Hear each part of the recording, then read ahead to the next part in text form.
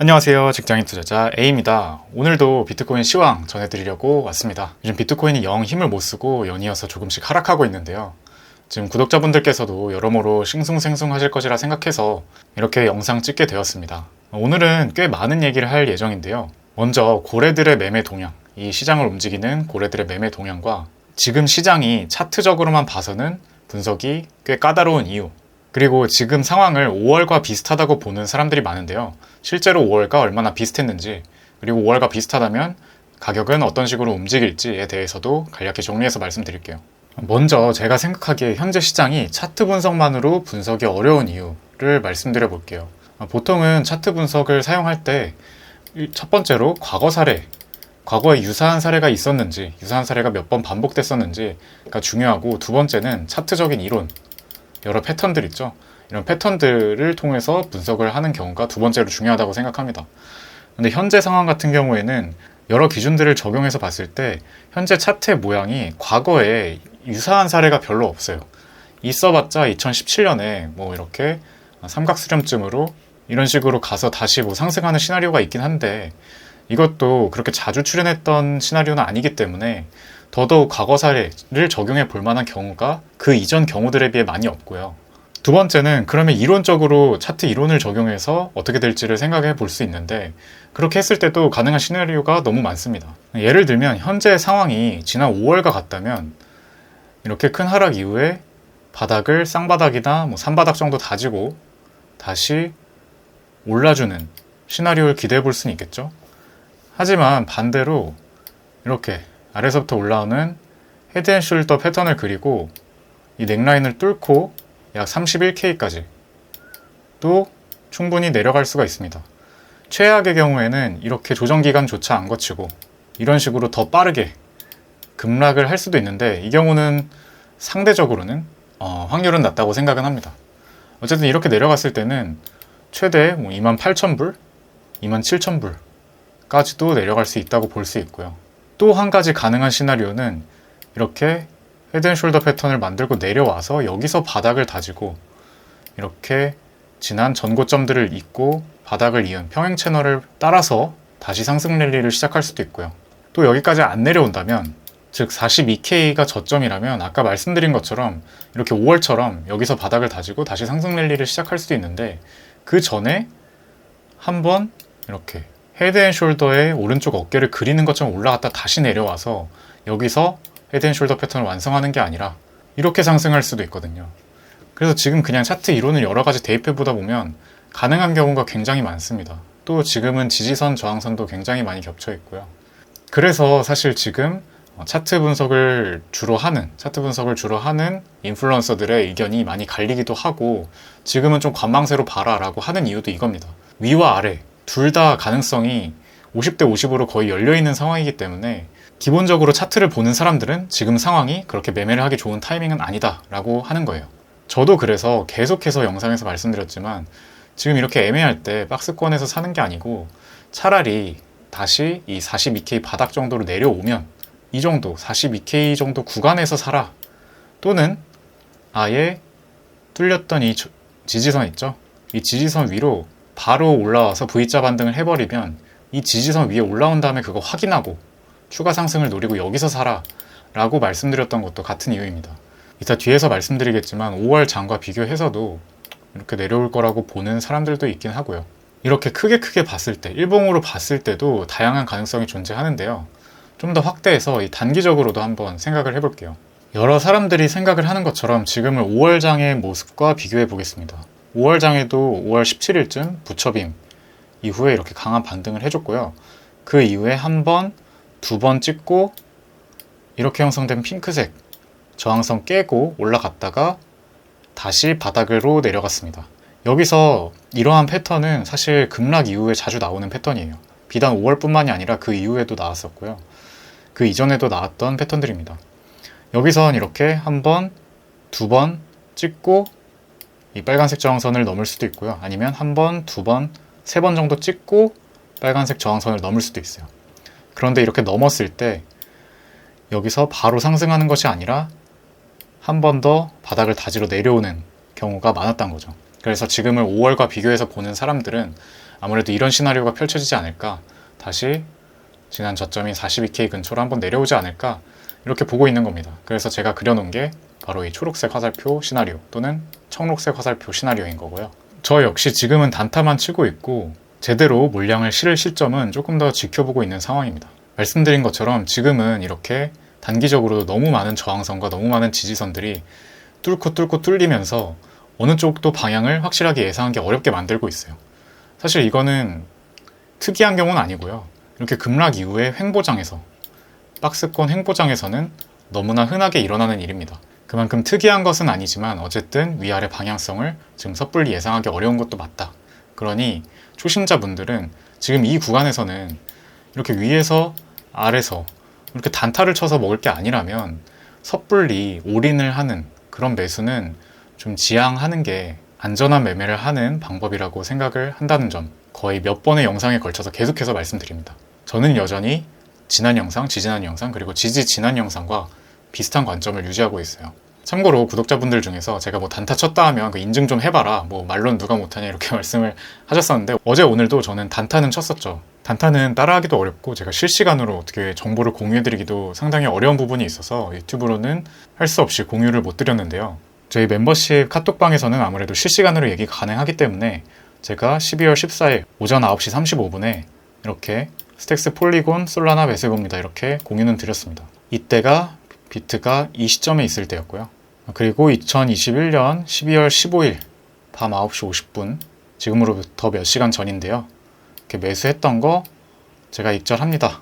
어차피 단타였어서 욕심 안 부리고 소박하게 먹습니다, 라고 공유를 드렸고, 이때가 이 시점이었어요. 그러니까 저는 이쯤에서 알트들 매수해서 비트가 이쯤 됐을 때 다 익절을 했습니다. 저번에는 이때 사서 이때쯤 팔았죠.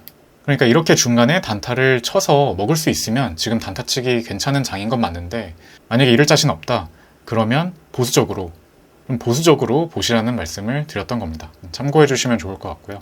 다시 돌아와서 그럼 지금 장은 차트 분석만으로는 상당히 예상을 하고 매매를 하기가 까다로운 장세입니다.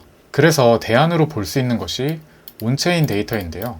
블록체인 상에 기록되는 다양한 거래 내역들을 보고 우리의 매매 지표로 삼는 방법이죠. 며칠 전에 나온 온체인 데이터가 있어서 한번 가져와 봤습니다. 여러 가지 온체인 지표를 사용해서 지난 5월과 현재 상황을 비교하고 있는데요. 제가 요약해서 결론적으로 말씀드리면 지금 상황은 5월의 이 급락장 직후와 굉장히 유사합니다.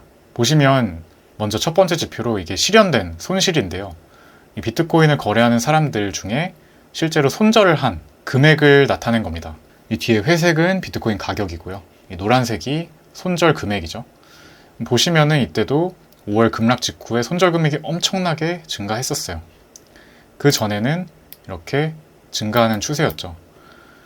시장 하락과 함께 손절이 엄청나게 늘어난 겁니다. 확 튄 거죠. 그런데 지금도 마찬가지로 이렇게 가격이 하락하는 중에 이 손절 금액이 늘어나면서 최근 급락되는 이렇게 손절 금액이 튀었습니다.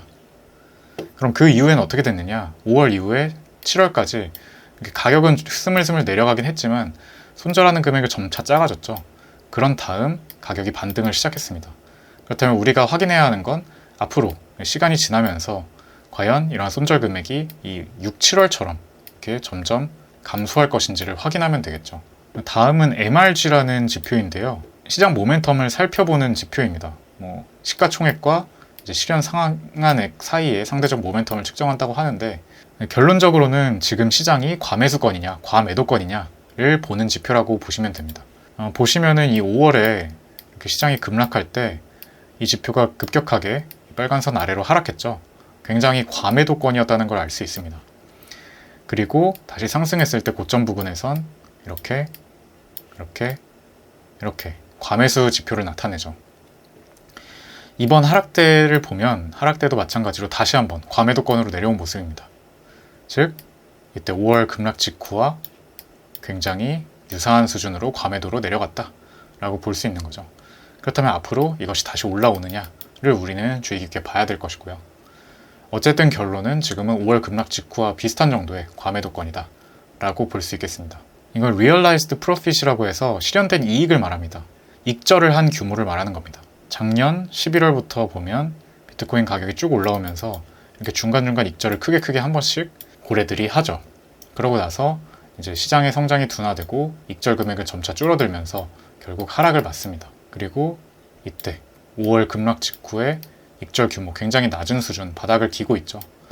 마찬가지로 지금도 이렇게 가격이 하락하고 익절 규모가 점점 하락하는 모습, 거의 6월, 7월 수준으로 내려온 모습 보실 수 있습니다. 자, 이번 하락의 결정적인 원인이 됐던 오픈 인터레스트, 미결제 약정인데요. 선물 중에서 롱이나 숏 포지션을 열어둔 규모를 말합니다. 이게 많으면 일반적으로 청산시킬 물량이 많기 때문에 세력이 극단적인 움직임을 가격에 주는데요. 이 5월에도 마찬가지로 미결제 약정이 엄청나게 늘어났었죠. 그만큼 청산시킬 물량이 많았다. 또는 세력이 숏 포지션을 엄청나게 열었었다.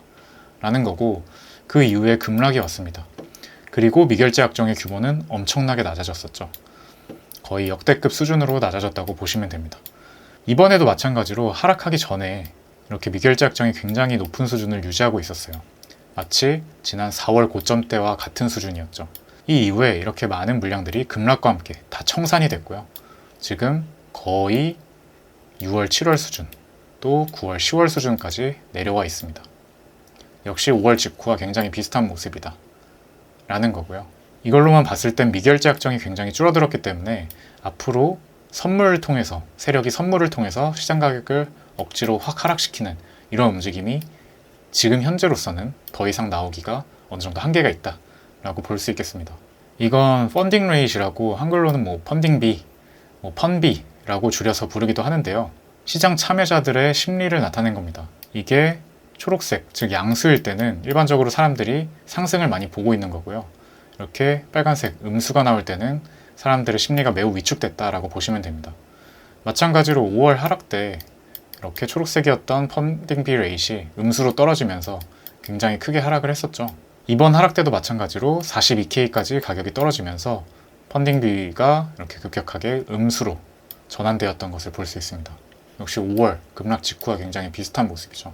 이렇게 굉장히 다양한 온체인 지표들에서 지금의 상황은 5월 급락 직후와 굉장히 유사하다라는 것을 알 수 있습니다.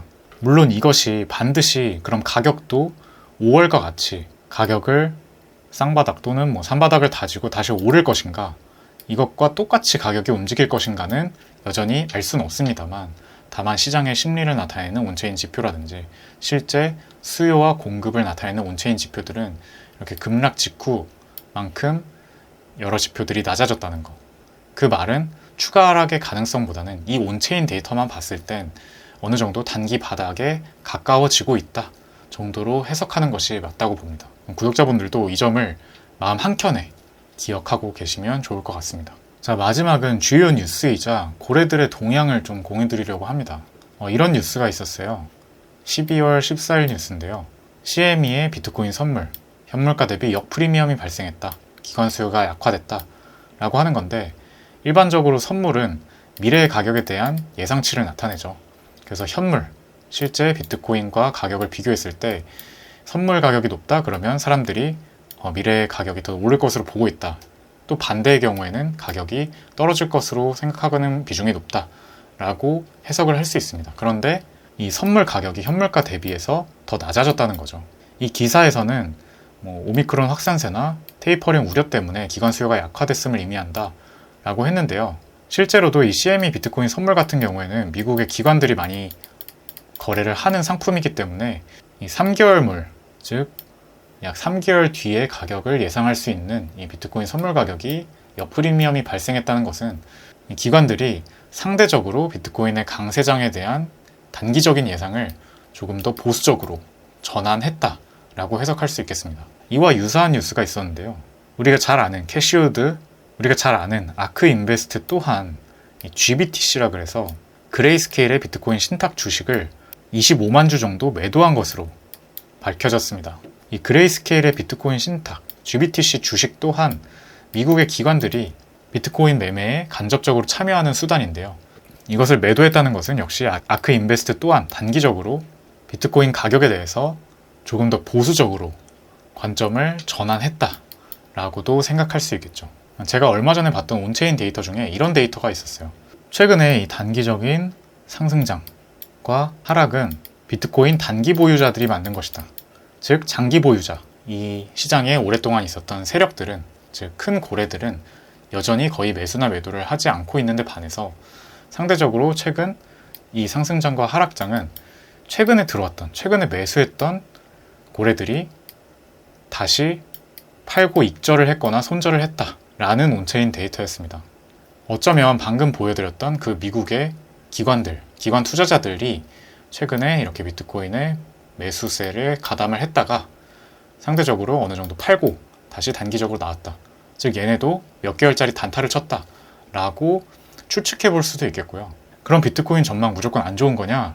라고 했을 때 그것도 아니라고 생각을 합니다. 왜냐하면 아까 말씀드린 것처럼 롱텀 홀더들, 즉 이 시장에 더 오랫동안 있어 왔던 더 큰 고래들은요, 여전히 그다지 매수도 매도도 하지 않고 있고, 또 12월 14일에 이런 기사가 있었어요. 3위 고래 지갑, 즉 전 세계에서 비트코인을 세 번째로 많이 갖고 있는 고래는 또 12월 14일에도 또 비트코인을 추매했다 라는 거죠. 참고로 이 고래는 최근 한 달 동안 엄청나게 많은 금액을 계속해서 매수했다고 뉴스가 뜨고 있습니다. 바꿔 말하면 아마도 미국이나 또는 어떤 기관 투자자들은 최근 비트코인의 상승세에서 매수를 했다가 다시 팔고 나갔다. 즉 몇 개월짜리 단타를 치고 이렇게 시장에 변동성을 주었지만 이 와중에도 여전히 큰 고래들은 매수나 매도를 거의 하지 않고 홀딩을 하고 있고, 또 이렇게 가장 큰 고래 중에 하나인 이 3위 고래도 이 하락 과정에서 계속해서 비트코인을 매수해가고 있다, 계속 추매하고 있다 라는 거죠. 즉 비트코인의 손바뀜은 일어나고 있지만 어쨌든 이 시장을 장기적으로 바라보는 그 고래들은 여전히 매수, 매도 거의 하지 않고 있고 오히려 조금씩 더 담고 있다, 이렇게 해석하는 것이 맞겠습니다. 그럼 오늘 얘기 총 정리해 볼게요. 첫 번째, 현재 차트적으로는 위아래 가능성이 너무나 많다. 따라서 조금 더 보수적으로 더 내려오면 사든지 아니면 아예 올라가면 사든지 하는 것이 조금 더 안전할 것 같다 라는 거고요.